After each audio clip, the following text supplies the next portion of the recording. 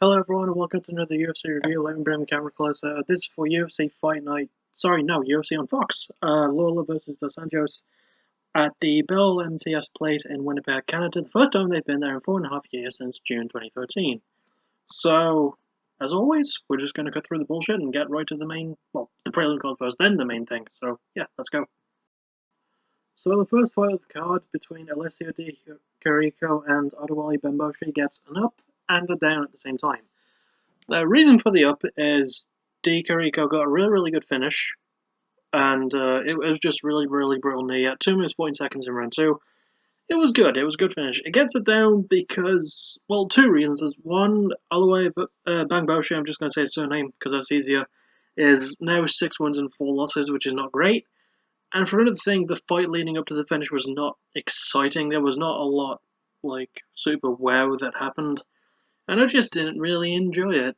Like, the finish was good, but everything else about it was not great. So, yeah, gets an up and down, and not a fantastic way to start things.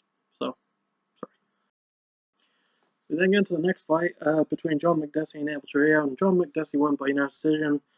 And first Canadian fighter on the Canadian fight card is Makdessi, and this fight gets a down.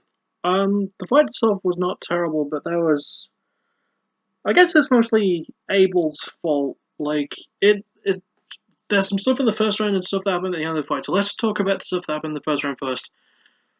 So, there was an accidental eye poke from Makdessi, and after the ref broke it up, Makdessi apologised, and Trujillo accepted the apology. You know, they shook hands, they showed respect, they touched gloves, and they got on with the fight. Then there was an accidental groin shot from Makdessi to Trujillo again. And Trujillo did not accept the gesture of apology the second time around. And the fight was kind of stagnant and not really exciting. But it was clear that Makdessi was landing big shots. He landed a really good counter right in round 1 that did knock Abel down. A lot of people call it a slip, but it did look like a genuine knockdown for a few seconds. But Trujillo recovered quickly, because he's really good with that. He's surprisingly tough, and people underestimate that.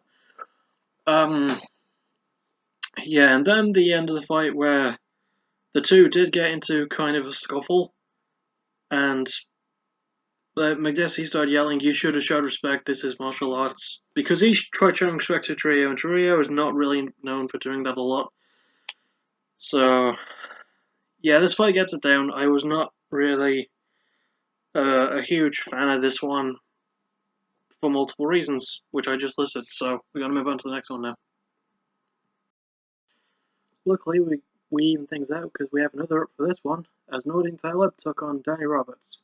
Danny Roberts, the first of 3 British fighters on this card, and Taleb won at 59 seconds of round 1 with a good knockout. It was just well placed. He had a good head kick, then followed with a couple of punches, and Roberts was pretty much out. And Roberts did protest when he was stood back up, but he was on super wobbly legs. You could tell that the ref had to hold him up. Then when Danny's coaches came in, they tried to hold him up as well. He was pretty angry at the fact that he lost. But I think it was a fair decision. I don't really have any problems with the call by the ref. And it was definitely the safest thing for him to have called that fight off then and there, because you don't really want to damage the fighters too much. And that's the thing that people never credit refs enough for. Like, people say, the ref stopped the fight too early or too late. Like, no, they try to, like, mitigate the damage done to a fighter when they're allowed. You know, just because, I mean, there are exceptions, like when they get cut up, and that's up to the doctors to do, because a referee is not a doctor, they're two completely different things. Oh no, there's a lot more logistics to it than that I don't fully understand and don't really have the time to go through, so let's just enjoy this fight for what it is. Gets an up, good finish, and Taleb got performance of the night, if I'm not mistaken. Let me check that out. He did. Oh, and Di Chirico got the other performance of the night. So, can't really complain. On to the next one. Next up is Chad LaFreeze against another Brett Galore Bofando, who I think I talked about before, I don't remember when. He doesn't really have a Wikipedia thing, so I can't look up his last fight, but I remember seeing Galore fight because he's got a really fluid, dancey, like, movement. And he actually had LaFreeze knocked down for a little bit, too. But then LaFreeze changed the game. He took Galore down. I'm just going to call him Galore. He took him down, Nearly got a rear naked choke, but didn't quite get it, and just finished with a good chunk of ground and pound from the back mount.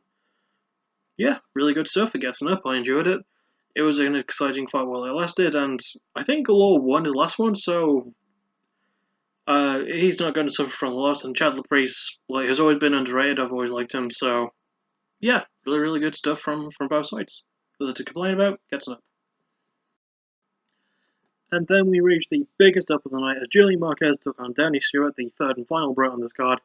And despite all three Brits losing, all fights did get up, and this one is no exception. As a good fight of the night, it was a really good fight. It ended in round 2 after Marquez won by a guillotine choke at 2 minutes 42 seconds in that round, in round 2. But it was a great fight leading up to that point. There was some great moments between both, and Stewart showed that he's a really good wrestler, which is surprising for a British fighter because British fighters are not known for the wrestling. I was going to say we're not known for our wrestling, but I'm not a fighter. I just talk about it on the internet and hope someone watches. Please. Anyway, yeah. It was a really good showing. Not in my top 10 fights of the year, but of all the fights of this card, it was probably one of the most exciting ones. And it got fight of the night for a reason. It was really good. It was well paced as well in round 1, because they were both knocked down easily, but both relatively tired still, and both still swinging by the time round 2 rolled around. But there was a good amount of clinching and staying close together so that they wouldn't completely tire themselves out. And that's a smart decision, and I like seeing it. Nobody talks about it enough, but I enjoy it. So yeah, it gets a huge up, probably the biggest up of the night, and it's 4-2 to the ups now. So yeah, good stuff. Onwards. And we've the last fight of the prelim cup between Jan Blachowicz and Jared Cannonier, and well, I don't remember how long this fight. I'm going to give it an up because I like seeing Jan Blachowicz win, and Jared Cannonier really impressed me because in the last fight I saw Jared in, he wasn't fantastic, but he showed a lot more potential in this one, so I'm going to keep an eye for him. Blachowicz I've been a fan of for a while now, so it's good to see him get a win. It was a good fight. It does get an upset. It's 5-2. It was just a solid way to close out the prelims, even though I wish I could remember more of it. So yeah, that said, just solid stuff. I liked it, and that's it for the prelim card, and we're going to move on to the main card now. Hooray! Next up is Glover Teixeira versus Misha Serkinov, and Teixeira won in round 1 by TKO at 2 minutes 45 seconds and gets an up. There was, I don't know, it was kind of an all Teixeira fight. It wasn't completely one-sided, and Serkinov got some really good strikes in as well, especially early on. For as long as this fight lasted, which wasn't long at all. But Teixeira managed to get a good takedown, almost got a rear naked choke finish, but settled for a good back mount punch finish instead. I think Chad Priest actually got him from the top mount normally. I don't remember. But yeah, this was a good showing. It was solid. I like Teixeira. Misha Serkinov is not going to suffer from the loss either. So even though it was a finish loss, he's done enough in the UFC now where I think he can get away with one. So. Pardon me. Yeah, this is a good fight. Gets an up. I liked it. Next up is another huge up as Santiago Ponzinibbio took on Mike Perry, and well, in what many people were predicting to be fight of the night, and even though it wasn't, it was a very close second.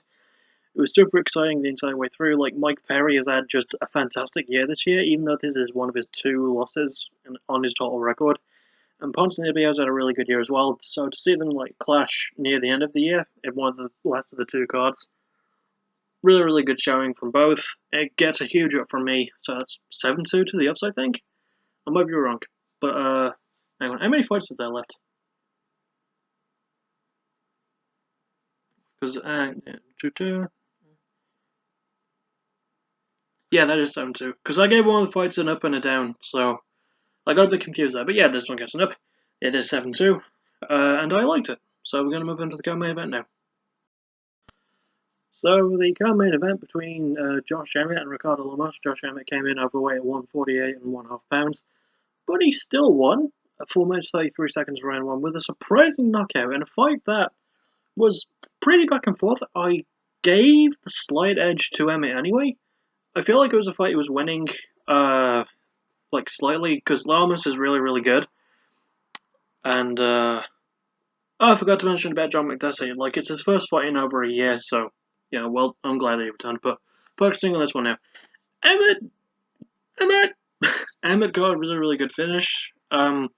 It was just a surprising knockout. Like, you know, he clipped it right, then he landed a hard left on the chin of Lamas and knocked him out instantly. And it was kind of similar to watching the Di Carico and Bang Boshi fight as well, because Di Carico got a surprising knee finish as well, and that knocked Bang Boshi clean out, much like this left hook from Emmett knocked out Lamas clean. Really good fight. Good finish as well. I enjoyed it. Gets an upset 8-2. And now we're going to move on to the main event between Robbie Lawler, Ruthless Robbie Lawler, and Rafael dos Anjos. So, Rafael dos Anjos and Robbie Lawler, and dos Anjos won by a decision. The fight's going to get up. It was super exciting. It was another sort of tie-in for Fight of the Night, even though it was a lot more one-sided than the previous two were. On the side of dos Anjos. I mean, obviously, because he won, you know, by a decision. But I'm going to give it an up as well. Like, so it's 2 up, so it's 10-2. But I mean, I'm going to give it an extra up for how tough Robbie is. I mean, I love watching him fight because he's a tank, basically. He'll take a lot of damage before ever quitting. And even though he was very much on the ropes, especially a great, like, 23-second burst in round 2 when dos Anjos kept hammering away at him, switching to the head and body. It was a beautiful flurry. And he had a similar thing in round 4 and round 5 as well. Even though dos Anjos won, Lawler showed that he doesn't just mess around. He's not going to give up. And he's a tough son of a gun. And I like watching him fight. And dos Anjos is going to wait patiently to take on Tony Ferguson, maybe? Because I think Ferguson's supposed to be fighting McGregor. I'm going to have to look that up like really quick. Let's see. Tony Ferguson, thank you, Wikipedia. Don't want that. No, I accidentally clicked the thing. Damn it. Alright, there we go.